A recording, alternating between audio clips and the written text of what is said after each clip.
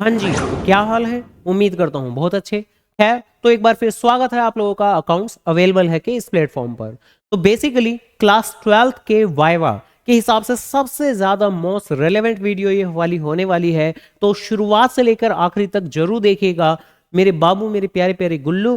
तो आज की इस सेशन के अंदर, आज की इस क्लास के अंदर सारे के सारे अकाउंटिंग रेशियोज की मैं बातें करूंगा, और वो भी वाइवा के पॉइंट ऑफ व्यू से कि वाइवा के अंदर आमतौर पर अकाउंटिंग रेशियो से रिलेटेड कौन कौन से सवाल पूछे जा सकते हैं, किस तरह के क्वेश्चन पूछे जा सकते हैं।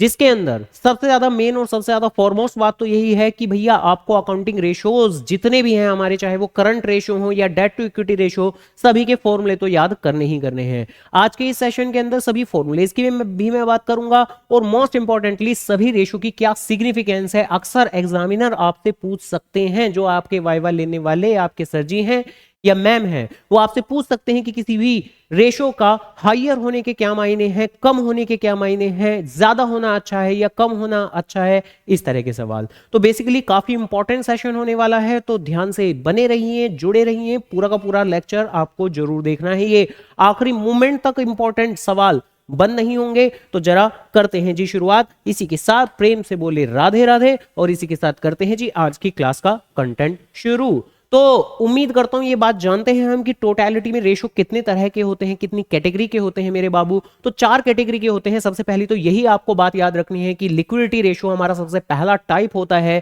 देन हमारे सोल्वेंसी रेशो दूसरा टाइप होता है, देन उसके बाद एक्टिविटी रेशो मेरा तीसरा टाइप, एंड देन उसके बाद प्रॉफिटेबिलिटी रेशो मेरा चौथा टाइप। तो सबसे पहली बात आपसे एग्जामिनर ये पूछ सकते हैं कि कितने तरह के रेशियोज होते हैं। तो सर जी 4 तरह के रेशियोज, और हर तरह के रेशियोज के फॉर्मूले आपको जरूर याद करके चलने हैं, ध्यान रखिएगा। तो चलो जी, वन बाय वन। सबसे पहले जो लिक्विडिटी रेशियोज हैं, ये किस बारे में बात करते हैं, इनकी रेलेवेंस क्या है, कि आमतौर पर अगर हमारा करंट रेशियो ज्यादा है तो ये किस बात को इंडिकेट करता है, ये सारी की सारी बातें शॉर्ट में चर्चा करके चलते हैं। तो चलिए जी बात करते हैं। तो देखिए, सबसे पहले करंट रेशियो का फॉर्मूला क्या होता है। भैया करंट रेशियो का फॉर्मूला होता है करंट एसेट्स अपॉन में करंट लायबिलिटी, और क्विक रेशो का फॉर्मूला जो कि दूसरा हमारा है, उसका फॉर्मूला है क्विक एसेट्स अपॉन में करंट लायबिलिटी। देखिए, जो लिक्विडिटी रेशियोज हैं वो आपकी शॉर्ट टर्म पोजीशन को, कि भाई आप शॉर्ट टर्म में कितने बेहतर हो, फाइनेंशियली साउंड हो, तो शॉर्ट टर्म लिक्विडिटी के बारे में बातें करते हैं कि आमतौर पर आप अपने शॉर्ट टर्म में जो डेट है यानी कि करंट लायबिलिटी है, उन्हें पे करने में कितने सक्षम हैं, कितने बेहतर हैं, कितने अच्छे हैं। तो जरा आराम से, आमतौर पर करंट रेशो का हाई होना अच्छा है। हालांकि मोस्ट इंपॉर्टेंट क्वेश्चन जो एग्जामिनर आपसे पूछ सकता है कि आइडियल करंट रेशो क्या होता है, सबसे बेहतर करंट रेशो क्या होता है, तो वो होता है 2:1। आमतौर पर 2:1 के जितने करीब होंगे हम, उतना ज्यादा अच्छा है। ये शॉर्ट टर्म फाइनेंशियल साउंडनेस को रिफ्लेक्ट करता है। इसका ज्यादा होना ही अच्छा है। हाइयर द रेशो आपकी बेटर कैपेसिटी को डेपिक्ट करता है कि आप अपनी current obligation, that means current liability को काफी आसानी से पे कर देंगे। टीचर ने पूछा कि अगर हाइयर है करंट रेशो तो ये क्या डेपिक्ट करता है, तो ये बेटर साउंडनेस को डेपिक्ट करता है, बेटर कैपेसिटी टू पे its current obligation, that means current liability को हम काफी आसानी से पे कर सकते हैं, इस बात को रिफ्लेक्ट करता है। मेरे बाबू ध्यान रखिएगा। तो जो करंट रेशो है, इसका कम होना बिल्कुल भी अच्छा नहीं है, इसका ज्यादा होना ही हाई रहेगा मेरा करंट रेशो, तो कंपेरेटिवली ज्यादा अच्छी बातें रहेंगी। हालांकि इसमें यह भी ध्यान रखिएगा कि अगर बहुत ज्यादा करंट रेशो है तो वो भी बहुत अच्छी बातें नहीं है, जो कि आपका इम्प्रॉपर कैश मैनेजमेंट को रिफ्लेक्ट करता है। आप अपने करंट एसेट्स को सही यूटिलाइज नहीं कर रहे हैं। आइडियली आपने हैवी कैश बैलेंस मेंटेन किया हुआ है, बिजनेस के अंदर आप फिक्स एसेट में कम इन्वेस्टमेंट कर रहे हैं, इस बात को भी रिफ्लेक्ट करता है। बट आमतौर पर करंट रेशो का ज्यादा होना ही अच्छा है। और ध्यान रखिएगा, मैंने कुछ एक सेशंस बनाए हुए हैं वाइवा के, तो जाकर आई बटन पे क्लिक कर कर उनको जरूर देख ले, जरूर देख ले, जिससे कि आपको एक बेसिक आइडिया लग जाएगा कि वाइवा के अंदर किस तरह के सवाल पूछे जाते हैं और उनका रिलेवेंट क्या क्या जवाब दे सकते हो आप थोड़े अच्छे तरीके से कॉन्फिडेंस के साथ में। तो चलिए खैर फिलहाल आगे बढ़ते हैं। देखिए, करंट रेशो का हाई होना अच्छा है, और लिक्विड रेशो जो कि मेरा क्विक रेशो है, इसका भी हाई होना ही अच्छा है। हालांकि मोस्ट इंपॉर्टेंट जो सवाल है वो यही बनता है, आइडियल करंट रेशो क्या है, 2:1। तो बिल्कुल इसी तरीके से इसका भी एक आइडियल रेशो होता है, जो है आपका 1:1। तो करंट रेशो में आइडियल रेशो है 2:1 और क्विक रेशो के अंदर आइडियल रेशो है 1:1। ये भी इसी बात को रिफ्लेक्ट करता है क्विक रेशो भी कि कितना बेहतर है आप अपनी करंट ऑब्लिगेशंस को पे ऑफ करने में, जिसका ज्यादा होना ही अच्छा माना जाता है। जिस क्विक एसेट्स के अंदर एक और मल्टीपल दूसरा सवाल बनता है कि क्विक एसेट्स क्या होते हैं। क्विक एसेट्स क्या होते हैं, जहां आपको पता होना चाहिए कि करंट एसेट में से जैसे हम लेस लिक्विड एसेट यानी इन्वेंट्री दैट मींस स्टॉक और प्रीपेड एक्सपेंस को एक्सक्लूड कर देते हैं तो हमारा क्विक एसेट्स आ जाते हैं। तो आपसे क्विक एसेट का फॉर्मूला भी पूछा जा सकता है, ध्यान रखिएगा। तो फॉर्मूला तो देखो बहुत ज्यादा बेसिक बात है जो आपको जरूर याद करनी ही करने हैं। फर्स्ट मोस्ट थिंग जो आपके फॉर्मूलेज हैं वो आपको सभी याद करने हैं, ध्यान रखिएगा। तो मेरे बाबू करंट रेशो और क्विक रेशो दोनों की मैंने बातें कर ली कि जिनका की ज्यादा होना ही अच्छा माना जाता है। आगे बढ़ता हूं, सोलवेंसी रेशो, जो कि कहीं ना कहीं आपकी लॉन्ग टर्म पोजीशन को रिफ्लेक्ट करते हैं कि आप लॉन्ग टर्म में अपने डेट्स को पे करने में, लॉन्ग टर्म में अपने डेट्स को पे करने में कैसे हालात हैं आपके। यानी जो सबसे पहली बात आपको याद रखनी है वो यही कि liquidity ratio short term liquidity को रिफ्लेक्ट करते हैं, जबकि सोलवेंसी रेशो जो सेकंड कैटेगरी है वो आपकी लॉन्ग टर्म एबिलिटी को डिपिक्ट करते हैं, लॉन्ग टर्म लिक्विडिटी को रिफ्लेक्ट करते हैं कि आप अपने डेट्स को पे कर पाओगे या नहीं। जो आपने लॉन्ग टर्म के लोन लिए हैं आप उनको इजीली पे कर पाओगे या नहीं, जिसके अंदर मल्टीपल अलग अलग रेशो हैं। जैसे कि सबसे पहला डेट टू इक्विटी रेशो, जिसका फॉर्मूला मैं ओरल ही बोलूंगा। डेट टू इक्विटी रेशो नाम से रिफ्लेक्ट होता है debt upon equity, debt upon equity. तो इसका upper component is a debt और lower component is a equity. और इन जनरल अगर कम है, अगर कम है डेट टू इक्विटी रेशो, ये इस बात को रिफ्लेक्ट कर रहा है कि भैया इक्विटी का पोर्शन काफी ज्यादा है, जिसकी वजह से जो लेंडर्स हैं यानी कि जो उधार देने वाले लोग हैं उनको कोई परेशानी नहीं होने वाली और वो हाईयर डिग्री ऑफ प्रोटेक्शन उन्हें दे रहा है। यानी डेट टू इक्विटी रेशो के अंदर अगर डेट टू इक्विटी रेशो कम है, इस बात का मतलब है कि अपर कंपोनेंट डेट का पोर्शन कम है, जिस बात का मतलब है कि अब जो उधार देने वाले लोग हैं, हमारे लेंडर हैं, उनका पैसा नहीं डूबेगा और हम उनका पैसा काफी आसानी से पे कर सकते हैं। तो कहने को कह सकते हैं कि ठीक है, अगर ये डेट टू इक्विटी रेशो कम रहे, अगर डेट टू इक्विटी रेशो कम रहे तो यही एक अच्छी फेवरेबल बात आमतौर पर मानी जाती है, जो रिफ्लेक्ट करती है इस बात को कि हमारी ऑर्गेनाइजेशन कंपनी के अंदर डेट का कंपोनेंट कम ही है। खैर, total assets to debt ratio, आमतौर पर इसका हाइयर होना कंपैरेटिवली अच्छी बातें हैं। हाइयर होना इस बात को रिफ्लेक्ट करता है कि भैया सेफ्टी मार्जिन काफी है अनसिक्योर्ड लेंडर और क्रेडिटर को। यानी एक बार फिर पैसा उधार देने वाले जो लेंडर है, देखिए मेनली इस सभी सॉल्वेंसी रेशियोज के अंदर मेनली जो चर्चाएं चलेंगी वो चलेंगी लेंडर लोगों की, कि लेंडर लोगों के लिए फेवरेबल है ये रेशियो या नहीं है।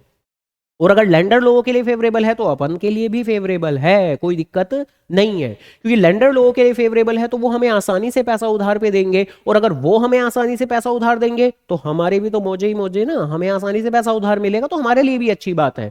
तो देखिए डेट टू इक्विटी रेशियो का लोअर होना अच्छा है, लेकिन total assets to debt ratio अगर हाई होगा, जो इस बात को रिफ्लेक्ट करेगा कि अपर कंपोनेंट टोटल एसेट्स ज्यादा हैं एज कंपेयर टू डेट, तो काफी आसानी से जो एग्जिस्टिंग डेट जिन्होंने हमें दिया हुआ है तो उनकी हम पेमेंट कर देंगे। तो इसका हाई होना अच्छा माना जाता है मेरे बाबू, ध्यान रखिएगा। तो देखिए अभी तक के जितने भी रेशो हमने बात की, करंट रेशो का हाई होना अच्छा है, क्विक रेशो का हाई होना अच्छा है, हालांकि इनका आइडियल रेशो भी याद करना है आपको। डेट टू इक्विटी रेशो का लो होना अच्छा है, total assets to debt ratio का हाई होना अच्छा है।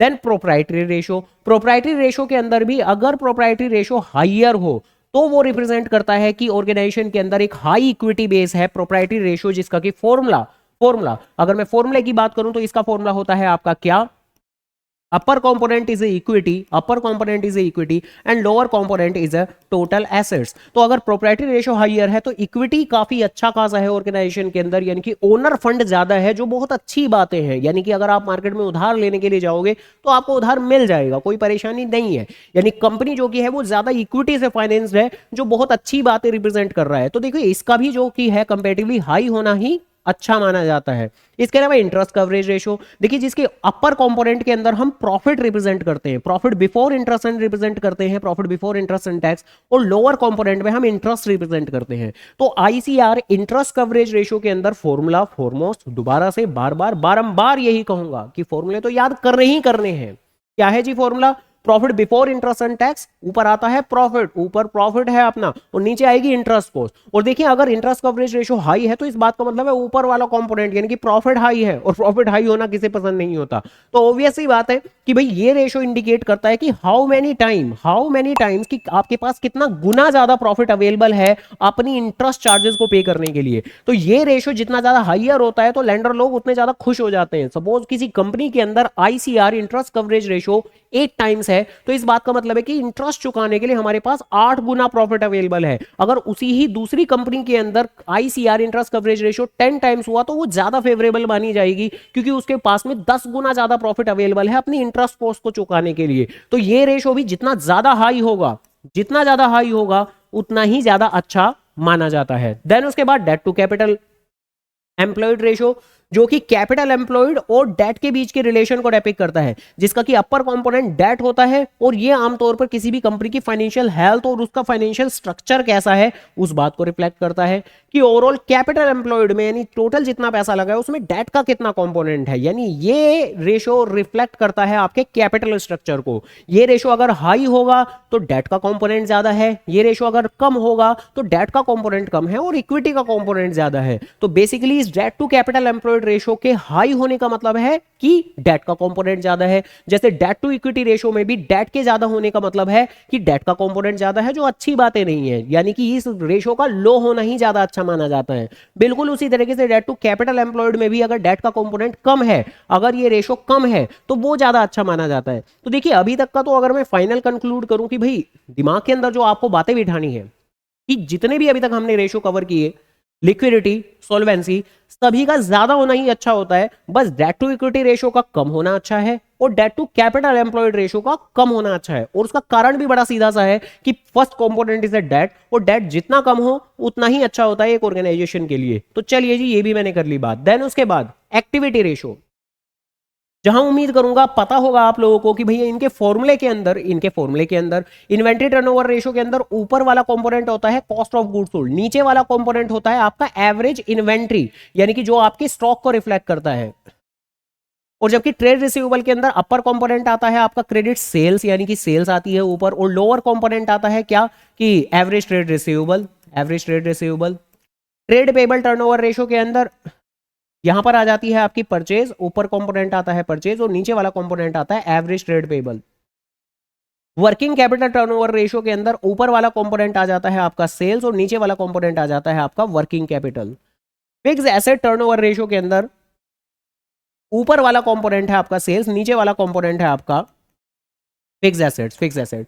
यानी देखिए ऊपर वाले कंपोनेंट को अगर आप ध्यान से देखो तो मैक्सिमम सभी रेशोज के अंदर अपर कंपोनेंट जो की है वो सेल्स है, लगभग। अगर मैं लगभग कहूं तो ऊपर वाले सभी कंपोनेंट में यहां भी सेल्स है, यहां भी सेल्स है, यहां भी सेल्स है और यहां पर भी लगभग सेल्स है। Cost of goods sold some kind of sales को ही रिप्रेजेंट करता है। तो जरा आराम से देखिए इन सभी रेशोज की अगर मैं बात करूं तो इनका ज्यादा होना ही अच्छा होता है, क्योंकि ज्यादा होने का मतलब है कि आप सेल्स काफी रैपिडली कर रहे हैं। जैसे कि इन्वेंट्री टर्नओवर रेशो के अंदर अगर मैं बात करूं तो आप अपने स्टॉक यानी इन्वेंट्री को कितने अच्छे से मैनेज करके चल रहे हैं, ये इस बात को रिफ्लेक्ट करता है। ये किस बात को कि एफिशिएंसी कि आप अपनी इन्वेंट्री को कितने एफिशिएंटली मैनेज कर रहे हैं, इस बात को रिफ्लेक्ट करता है। जितना ज्यादा ये हाइयर रेशो होगा उतना ज्यादा आपकी स्ट्रॉन्ग सेल्स को रिप्रेजेंट करता है। जबकि ट्रेड रिसीवेबल टर्नओवर रेशो जिनका कि लेना देना किससे है, डेटर से, तो आप सेल करने के बाद, उधार में सेल करने के बाद कितनी जल्दी रैपिडली रिकवरी कर रहे हो। तो देखो अगर जितना ज्यादा ये हाइयर होगा रेशो तो ये रिफ्लेक्ट करेगा कि आप उतना ज्यादा जल्दी रिकवरी करते जा रहे हो।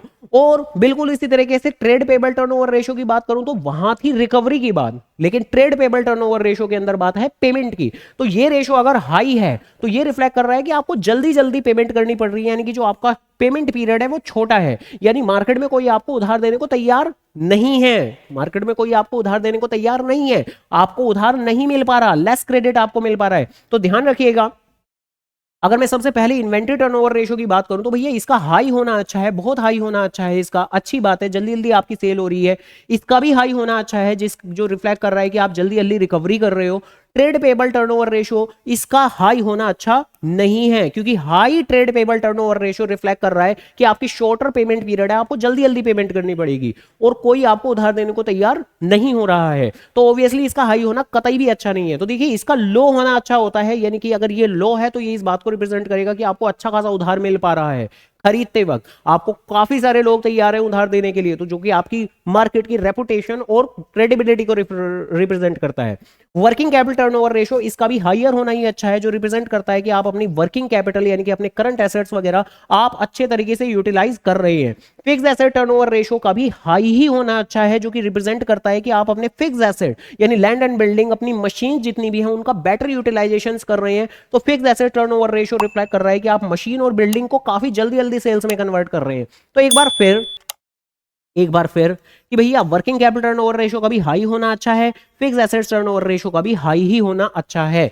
अब अगर मैं दोबारा से एक बार फिर कंक्लूड करूं तो अभी तक के जितने भी रेशियोज हम लोगों ने पढ़े हैं सबका हाई होना अच्छा है। करंट रेशियो का हाई होना अच्छा है, क्विक रेशियो का हाई होना अच्छा है, सोल्वेंसी रेशियोज में भी सभी रेशियोज का हाई होना अच्छा है। बस डेट से रिलेटेड जो रेशियोज हैं उनका लो होना अच्छा है। डेट टू इक्विटी रेशियो उसका लो होना अच्छा है और debt to capital employed ratio उसका लो होना अच्छा है। और इसके अलावा थर्ड एक्टिविटी रेशियोज में भी सभी रेशियोज हाई ही होंगे, तो वो अच्छी बात को रिप्रेजेंट करेंगे, बस ट्रेड पेबल टर्नओवर रेशियो को छोड़कर। इसका लो होना अच्छा है, अगर ये हाई हुआ तो ये रिप्रेजेंट करेगा कि आपको मार्केट में उधार नहीं मिल रहा है, आपको शॉर्टर टाइम में ही जल्दी जल्दी रिपेमेंट करनी पड़ रही है। तो जरा आराम से अब फाइनली सबसे आखिरी पे आ जाते हैं प्रॉफिटेबिलिटी रेशियो। देखिए प्रॉफिटेबिलिटी रेशियो तो नाम से ही समझ में आते हैं कि आपकी प्रॉफिट को रिफ्लेक्ट करते हैं। अब प्रॉफिट को रिफ्लेक्ट करते हैं तो प्रॉफिट का तो हाई ही होना अच्छा होता है। आप जितना ज्यादा प्रॉफिट अर्न कर रहे हो ये आपकी उतनी ज्यादा एफिशिएंसी को रिफ्लेक्ट कर रहा है, तो उतना ज्यादा जितना ज्यादा ये होगा उतना ही आपकी बेटर एफिशिएंसी रिफ्लेक्ट होगी। तो जरा आराम से इसके अंदर सबसे पहले मैं gross profit ratio, net profit ratio और ऑपरेटिंग प्रॉफिट रेशियो तीनों की बात कर लेता हूं, जहां तीनों का हाई हाई और इसका भी हाई ही होना अच्छा माना जाता है। जहां पर ऑपरेटिंग प्रॉफिट अगर रेशो है तो ये रिफ्लेक्ट करता है कि आपकी ऑपरेटिंग एफिशिएंसी बड़ी अच्छी है, आप ओवरऑल आमतौर पर बिजनेस के अंदर हो रहे ऑपरेशंस को काफी अच्छे से मैनेज कर पा रहे हैं। इसके अलावा ग्रॉस प्रॉफिट रेशो अगर हाई है तो इस बात का मतलब है कि आप काफी कम कीमत में गुड्स का प्रोडक्शन कर रहे हो, यानी कि आपकी जो सीओजीएस है, सीओजीएस है जो आपकी कॉस्ट ऑफ गुड्स सोल्ड है वो काफी कम है। और देखो कॉस्ट का कम होना बुरी बात नहीं है, कॉस्ट का कम होना अच्छी बात होती है। तो ग्रॉस प्रॉफिट रेशो अगर आपका हाई है तो ये रिप्रेजेंट कर रहा है आप कम कीमत में सामान बना रहे हो और आप अच्छा खासा ग्रॉस मार्जिन अपने पास रख रहे हो, जो बहुत अच्छी बात है। और अगर नेट प्रॉफिट रेशो है तो ये रिफ्लेक्ट कर रहा है कि ओवरऑल बिजनेस के सारे ऑपरेशंस आप काफी अच्छे से मैनेज कर रहे हो, यानी कि बिजनेस में प्रोडक्ट बनाने की कीमत से लेकर बिजनेस को मैनेज करने के सारे खर्चों को आप कंट्रोल करके बैठे हुए हो, आपने कॉस्ट कंट्रोल बहुत अच्छे से किया हुआ है। तो इन सभी के केस में भी मैं यही कहूंगा कि इसका हाई होना अच्छा है, नेट प्रॉफिट रेशो का भी हाई होना अच्छा है, ऑपरेटिंग प्रॉफिट रेशो का भी हाई होना अच्छा है। लेकिन उसके बाद बात आती है ऑपरेटिंग रेशो की, जो याद होना चाहिए आपको formula, operating cost divided by revenue from operation. यानी यानी यानी यानी यानी इस रेशो के अंदर ये रिफ्लेक्ट करता है ऑपरेटिंग कॉस्ट को। तो देखिए अगर ये ऑपरेटिंग रेशो अगर बहुत ज्यादा हुआ तो ये कोई अच्छी बात ही नहीं है। ऑपरेटिंग रेशो अगर ज्यादा हुआ तो ये तो इस बात को रिफ्लेक्ट कर रहा है कि आप कॉस्ट ज्यादा इनकर कर रहे हो, जो कि बेशक बहुत बुरी बात है। तो ऑब्वियसली इस रेशो का लो होना अच्छा है, ध्यान रखिएगा मेरे बाबू। तो ऑपरेटिंग रेशो जो भी आपकी एक तरीके की ऑपरेटिंग एफिशिएंसी को ही रिफ्लेक्ट करता है। ऑपरेटिंग रेशो अगर हाई है तो ये आपकी ऑपरेटिंग इनएफिशिएंसी को डिपिक्ट करेगा। हाँ, अगर ऑपरेटिंग रेशो कम है तो आप काफी अच्छे से मैनेज कर रहे हो, अगर ऑपरेटिंग रेशो कम है तो आपका ऑपरेटिंग प्रॉफिट अच्छा खासा आने वाला है। देन इसके बाद बात आती है सबसे आखिरी, return on investment. Return on investment जो कि आपको बताता है कि आप जितना पैसा लगा रहे हो in the form of capital employed, उसके मुकाबले आप रिटर्न कितना ले रहे हो, यानी कि प्रॉफिट कितना बना रहे हो। इसको शॉर्ट में अक्सर आरओआई भी पुकारते हैं, यानी पैसा लगाने के बाद कितने परसेंट का, कितने टके का आप प्रॉफिट अर्न कर रहे हो, जिसका कि ऑब्वियसली हाई होना ही ज्यादा अच्छा है। जैसे कि अगर सपोज करो किसी एक कंपनी का जो आरओआई है, रिटर्न ऑन इन्वेस्टमेंट है, वो है 15%, तो इस बात का मतलब है कि वो जितना भी पैसा फूकेगा अपने बिजनेस के अंदर, जितना भी पैसा इन्वेस्ट करेगा अपने बिजनेस के अंदर, वो 15% का 15% का प्रॉफिट अर्न कर लेगा काफी आसानी से। जबकि दूसरी कंपनी का अगर आरओआई कम है तो ये बुरी बात रहने वाली है। तो आरओआई का भी ज्यादा होना ही अच्छा होता है। खैर, इसी ही प्रॉफिटेबिलिटी रेशो के अंदर अनदर एक और इंपॉर्टेंट क्वेश्चन जो बहुत बार, लिटरली बहुत बार एग्जामिनर पूछते हैं आपसे, वो क्या है मेरे बाबू, जरा ध्यान से। कि जो ऑपरेटिंग रेशो है, जो ऑपरेटिंग रेशो है और जो ऑपरेटिंग प्रॉफिट रेशो है, दोनों को जोड़ के क्या आता है, तो operating ratio, operating profit ratio, तो दोनों को जोड़ के हमेशा तो आता है, ध्यान रखिएगा। तो एग्जामिनर क्या करते हैं, इन दोनों में से कोई भी एक आपको दे देते हैं, दूसरा आपसे मांग लेते हैं। जैसे कि ऑपरेटिंग, वो बोलेंगे कि operating ratio is 60%, then what about operating profit ratio, तो आप 100 में से 60 माइनस करके 40% अपना जवाब दे देंगे। तो बेसिकली ये बात ध्यान रखनी है कि दोनों को जोड़ के हमेशा 100 आता है। देन इसके बाद में एक आखिरी बात, और इसके साथ में आज का सेशन यहीं समाप्त होने वाला है। ये जो सबसे पहला लिक्विडिटी रेशोज है, इसको हम हमेशा रेशो में ही रिफ्लेक्ट करते हैं, यानी इसका जो फाइनल आंसर आता है वो हमेशा रेशो के अंदर ही रिप्रेजेंट किया जाता है, लाइक 2:1, 3:1, 1.5:1 ऐसे करके। जो सोलवेंसी रेशो है वो भी आपके रेशो के अंदर ही मेंशन किए जाते हैं, लाइक 2:1, 3:1 एंड सो ऑन। लेकिन जो एक्टिविटी रेशोज हैं वो आपके टाइम्स में रिप्रेजेंट किए जाते हैं, ध्यान रखिएगा मेरे बाबू, टाइम्स के अंदर रिप्रेजेंट किए जाते हैं। हाँ, अगर मैं सोलवेंसी रेशो के अंदर बात करूं तो ये जो इंटरेस्ट कवरेज रेशो है इसको अक्सर टाइम्स में रिप्रेजेंट किया जाता है। तो ये जो इंटरेस्ट कवरेज रेशो है ये टाइम्स में रिप्रेजेंट किया जाता है, लाइक 7 टाइम्स, 10 टाइम्स, 12 टाइम्स ऐसे करके। जो प्रोप्राइटरी रेशो है उसको परसेंटेज में मेंशन कर सकते हैं हम।